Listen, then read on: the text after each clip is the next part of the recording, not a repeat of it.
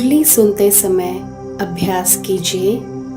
मैं आत्मा godly student हूँ। ईश्वरीय यूनिवर्सिटी में सुप्रीम टीचर शिव बाबा मुझे पढ़ा रहे हैं। ओम शांति। 19 फरवरी 2022 प्रस्तुत है सुप्रीम टीचर के महावाक्य। मीठे बच्चे, सदा इसी नशे में रहो कि ज्ञान सागर बाप ने ज्ञान देकर हमें स्वदर्शन चक्रधारी त्रिकालदर्शी बनाया है। हम हैं ब्रह्मा वंशी ब्राह्मण। प्रश्न: तुम बच्चे ब्राह्मण बनते ही पद्मा पदम भाग्यशाली बन जाते हो, कैसे? उत्तर: ब्राह्मण बनना अर्थात सेकंड में जीवन मुक्ति प्राप्त करना। बाप का बच्चा बना और वर्षे का अधिकार मिला तो जीवन मुक्ति तुम्हारा हक है, इसलिए तुम पद्मा पदम भाग्यशाली हो। बाकी इस मृत्यु लोक में तो कोई सौभाग्यशाली भी नहीं, अकाले मृत्यु होता रहता है। तुम बच्चे अभी काल पर जीत पाते हो। तुम्हें त्रिकालदर्शी पने का भी ज्ञान है। शिव बाबा 21 जन्मों के लिए तुम्हारी झोली भर रहे हैं। ओम शांति। बच्चे समझते हैं कि हम कांटों से फूल बन रहे हैं, अर्थात मनुष्य से देवता बन रहे हैं। बच्चे जानते हैं ये कांटों का जंगल है, अब फिर फूलों के बगीचे में जाना है। ये दिल्ली भी कोई समय परिस्तान थी। तुम बच्चे राज्य करते थे जबकि देवताएं थे। फिर कोई राजा महाराजा के रूप में, कोई प्रजा के रूप में। ये तो सब जानते हैं कि बरोबर अब सृष्टि कब्रिस्तान होनी है, उन पर तुम परिस्तान बनाएंगे। तुम जानते हो ये सारी दुनिया ही नई बनती है। जमुना के कंठे पर राधे कृष्ण लक्ष्मी नारायण थे। ऐसे नहीं राधे कृष्ण राज्य करते हैं, नहीं, राधे दूसरी राजधानी की थी, कृष्ण दूसरी राजधानी के थे। दोनों का फिर स्वयंवर हुआ। स्वयंवर के बाद फिर यही लक्ष्मी नारायण बनते हैं। फिर इस परिस्तान में जमुना के कंठे पर राज्य करते हैं। यह गद्दी बहुत पुरानी है, आदि सनातन देवी देवताओं की गद्दी बनती आई है, परंतु इन बातों को सिर्फ तुम बच्चे ही जानते हो। तुम ही अपना परिस्तान बना रहे हो, राजधानी स्थापन कर रहे हो। कैसे? योग बल से। देवी देवताओं की राजधानी लड़ाई से नहीं स्थापन हुई थी। तुम यहाँ सीखने आए हो राजयोग बल, जो 5000 वर्ष पहले सीखे थे। तुम कहेंगे, हाँ बाबा, कल्प पहले भी आज के ही दिन इसी समय हम बाबा से पढ़ना सीखे थे। यहाँ सिर्फ बच्चे ही आते हैं। बच्चों के बिना बाप और कोई से बात कर ना सके। बाप कहते हैं, मैं बच्चों को ही सिखलाता हूँ। तुमको कितना नशा होना चाहिए। ज्ञान का सागर बाप है, उनको ही ज्ञान ज्ञानेश्वर कहते हैं। इसका अर्थ है ईश्वर जो ज्ञान का सागर है वह इस समय तुमको ज्ञान देते हैं। कौन सा ज्ञान? सृष्टि के आदि मध्य अंत का ज्ञान। तुम बच्चे स्वदर्शन चक्रधारी बनते हो। तुम ब्रह्मावंशी हो। विष्णुवंशी जो राज्य करेंगे वे स्वदर्शन चक्रधारी त्रिकालदर्शी नहीं है। तुम ब्रह्मावंशी हो सो फिर देवता बनेंगे। हम सो सूर्यवंशी थे, फिर चंद्रवंशी में गए, फिर वैश्यवंशी शूद्रवंशी बने, अब फिर से हम ब्राह्मण वंशी बने हैं। तुम बरोबर जानते हो कि हम स्वदर्शन चक्रधारी हैं। सारे सृष्टि के आदि मध्य अंत का ज्ञान हमारे में है। इनसे ही फिर चक्रवर्ती राजा रानी बनेंगे। ये नॉलेज सभी धर्म वालों के लिए है। शिव बाबा सबको कहते हैं, इन ब्रह्मा को भी कहते हैं। इनकी आत्मा भी अब सुन रही है। तुम अब ब्राह्मण हो। हर एक मनुष्य मात्र शिव बाबा का बच्चा भी है, तो ब्रह्मा बाबा का बच्चा भी है। ब्रह्मा है ग्रेट ग्रेट ग्रैंडफादर जिस्मानी और शिव बाबा है सबका रूहानी बाप। शिव बाबा को प्रजापिता नहीं कहेंगे। शिव बाबा आत्माओं का बाप है। बाप कहते हैं, मैं भारतवासियों को राज्य भाग्य देता हूँ, हीरे जैसा सदा सुखी बनाता हूँ, 21 जन्मों के लिए वर्षा देता हूँ। फिर वह जब पूज्य से पुजारी बनते हैं तो मेरी ग्लानि करने लग पड़ते हैं। बाप कहते हैं, कितना ऊंचा मैं तुम्हारा बाप हूँ, मैं ही भारत को हेवन पैराडाइज बनाता हूँ। तुम फिर सर्वव्यापी कह ग्लानि करते हो। 5000 वर्ष पहले भारत स्वर्ग था, कल की बात है। तुम ही राज्य करते थे। सोच रहा था आज अंधियारा है, परंतु समझते हैं यही स्वर्ग है। भारतवासी गाते हैं, नई दुनिया में नया भारत राम राज्य हो। मनुष्य फिर इसको ही नया समझ रहे हैं। ये तो ड्रामा है। इस समय माया का पिछाड़ी का पॉम्प है। अब रावण राज्य मुर्दाबाद और राम राज्य जिंदाबाद होना है। राम राज्य कोई राम सीता के राज्य को नहीं कहा जाता है, सूर्यवंशी राज्य को ही राम राज्य कहा जाता है। तुम आए हो सूर्यवंशी राजा रानी बनने के लिए। ये राजयोग है। ये नॉलेज कोई ब्रह्मा या कृष्ण नहीं पढ़ाते, ये तो परमपिता परमात्मा ही पढ़ाते हैं। पतित पावन वह बाप है, सारे विश्व को हेवन बनाने वाला, सुख शांति देने वाला। ये भारत पहले सुख धाम था, आते तो सब शांति धाम से हैं। अहम आत्मा पहले शांति धाम में रहने वाली है। आत्मा सो परमात्मा नहीं है। अहम आत्मा सूर्यवंशी थे, फिर क्षत्रिय, वैश्य, शूद्र बने, अब फिर ब्राह्मण वंश में आए हैं। ये चक्र अर्थात बाजोली का खेल है। पहले पहले हैं चोटी ब्राह्मण, फिर क्षत्रिय। टोटल 84 जन्म भोगने पड़ते हैं। बच्चे, इसमें मूंझने की कोई बात नहीं है। सेकंड में जीवन मुक्ति। बाप का बच्चा बना और वर्षे का लायक हो गया, माँ के गर्भ से निकला और वर्षा लिया। ये भी सेकंड की बात है। जनक को सेकंड में जीवन मुक्ति मिली ना। तुम भी ईश्वर के बने तो जीवन मुक्ति तुम्हारा हक है। तुम अमर लोक के मालिक बनते हो। ये है मृत्यु लोक। तुमसे सौभाग्यशाली और कोई है नहीं। यहाँ तो अकाले मृत्यु हो जाता है। अब तुम काल पर विजय पाते हो। बाप कालों का काल है, तो उस बाप से तुमको कितना वर्षा मिलता है। तुम्हें सभी धर्मों को भी जानना चाहिए, इसलिए ये चित्र बनाए हैं। ये पाठशाला है। कौन पढ़ाते हैं?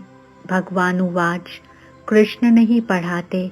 ज्ञान का सागर कृष्ण नहीं है, वह तो परमपिता परमात्मा है। वही तुमको ज्ञान दे रहे हैं। तुम हो ज्ञान गंगाएं। देवताओं में तो ये ज्ञान होता ही नहीं। तुम ब्राह्मणों में ही ये ज्ञान है त्रिकालदर्शी बने का। तुम ही इस समय ये ज्ञान सीख कर वर्षा पाते हो। राजयोग सीख स्वर्ग के राजा रानी बनते हो। तुम जानते हो हम बाबा द्वारा काल पर जीत पाएंगे। वहाँ तुमको साक्षात्कार होगा तो ये पुराना शरीर छोड़ जाकर छोटा बच्चा बनेंगे। सर्प का मिसाल, ये सब मिसाल तुम्हारे लिए ही हैं। यही भारत पहले शिवालय था। चैतन्य देवी देवताओं का राज्य था, जिनके मंदिर बनाए हुए हैं।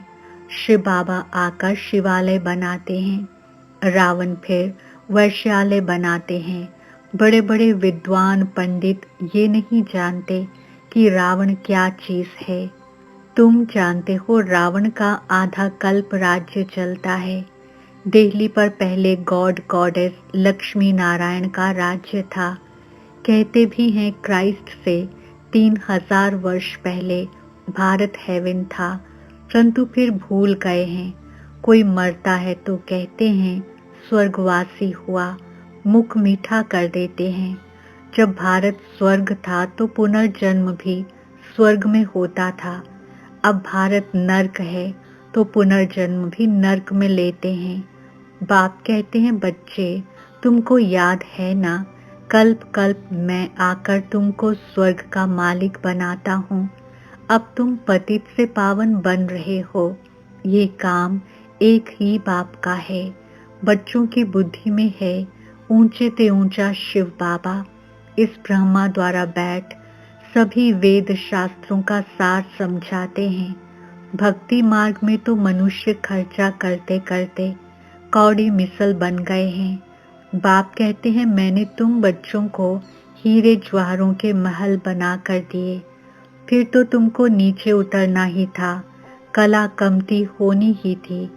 उस समय कोई ऊपर चढ़ ना सके, क्योंकि है ही गिरती कला का समय।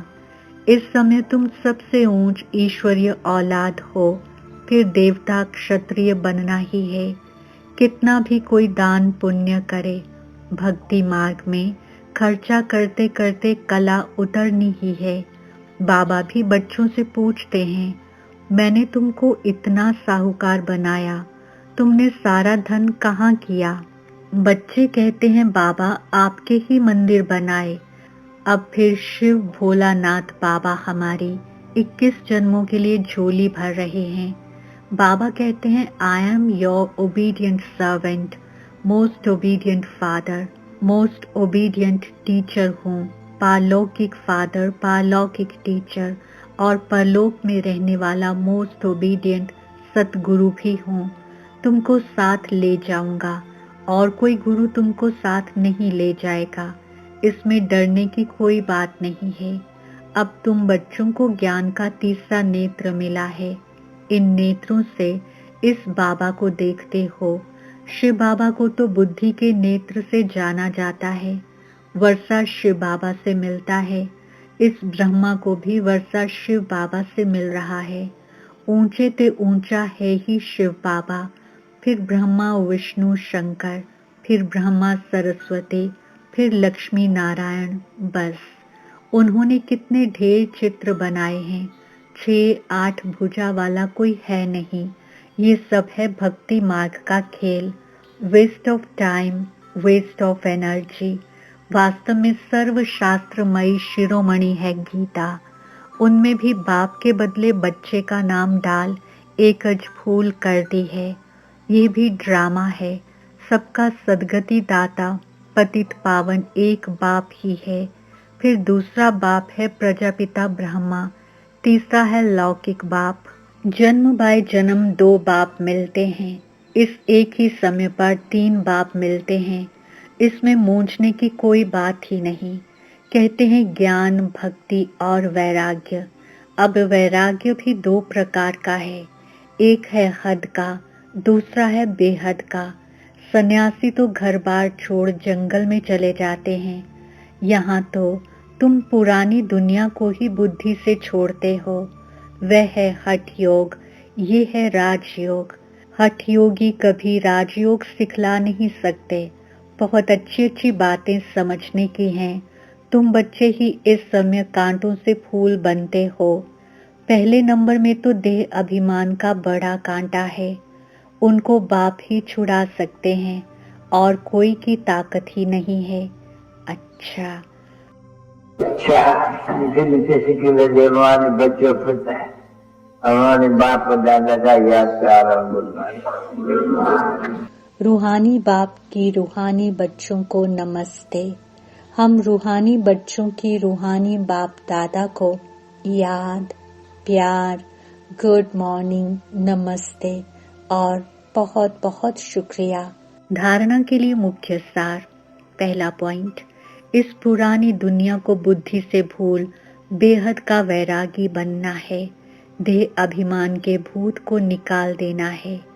दूसरा, बाप समान ओबीडियंट बन सेवा करनी है। आप समान बनाना है। किसी भी बात में मूंझना नहीं है। वरदान, परमात्मा प्यार के आधार पर दुख की दुनिया को भूलने वाले सुख शांति संपन्न भव। स्पष्टीकरण, परमात्मा प्यार ऐसा सुखदायी है जो उसमें यदि खो जाओ तो ये दुख की दुनिया भूल जाएगी। इस जीवन में जो चाहिए वो सर्व कामनाएं पूर्ण कर देना, यही तो परमात्मा प्यार की निशानी है। बाप सुख शांति क्या देता, लेकिन उसका भंडार बना देता है। जैसे बाप सुख का सागर है, नदी तालाब नहीं, ऐसे बच्चों को भी सुख के भंडार का मालिक बना देता है। इसलिए मांगने की आवश्यकता नहीं, सिर्फ मिले हुए खजाने को विधि पूर्वक सम्य प्रति सम्य कार्य में लगाओ। स्लोगन: अपनी सर्व जिम्मेवारियों का बोझ बाप हवाले कर डबल लाइट बनो।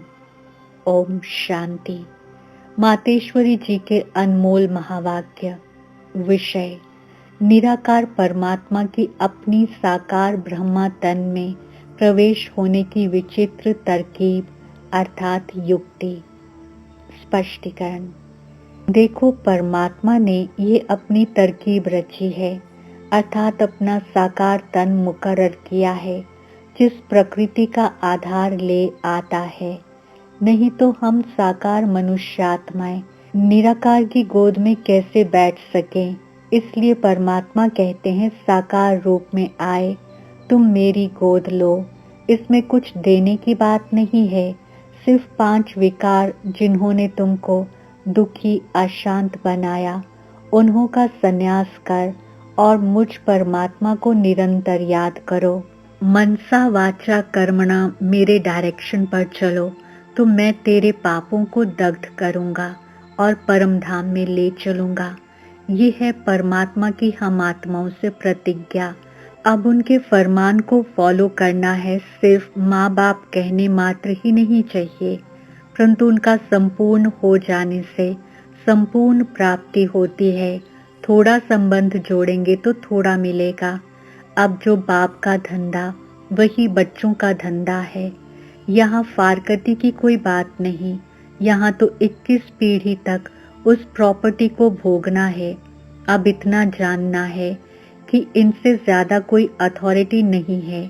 तभी तो कहता हूँ, मैं जो हूँ जैसा हूँ उस रूप से हमें याद करो। अब बाबा ने अपनी फर्ज अदाई पालन की और बच्चों को अपनी फर्ज अदाई करनी है। ये विकारी यूनिटी अर्थात विकारी कुल की लोक लाज मर्यादा तो जन्म जन्मांतर पालन करते आए हो, उनसे तो और ही कर्म बंधन बना। अभी तो पारलौकिक मर्यादा अर्थात परमात्मा के साथ अलौकिक कार्य में मदद करना। हमारा संबंध अभी हाईएस्ट अथॉरिटी से हुआ है। हम उस बख्तावर की संतान हैं। वो आकर साकार तन द्वारा हमें नॉलेज दे रहे हैं, तो क्यों ना विद ऑनर्स पास हो जाएं। हर एक के पुरुषार्थ से पता पड़ता है कि ये बख्तावर हैं या नहीं। अगर कोई परमात्मा की गोद लेकर दांव लगावे कि हम उनके बच्चे वारिस हैं, फिर जाए फारकती दे देवे, तो ऐसे बच्चे को भस्मासुर कहेंगे ना। चढ़े तो ऊंच पद, गिरे तो भस्मासुर हो पड़ते हैं। अब ये याद रखना है किसके साथ हमारा संबंध है, जिस संबंध में आने के लिए खुद देवताएं भी इच्छा करते हैं। अच्छा, ओम शांति।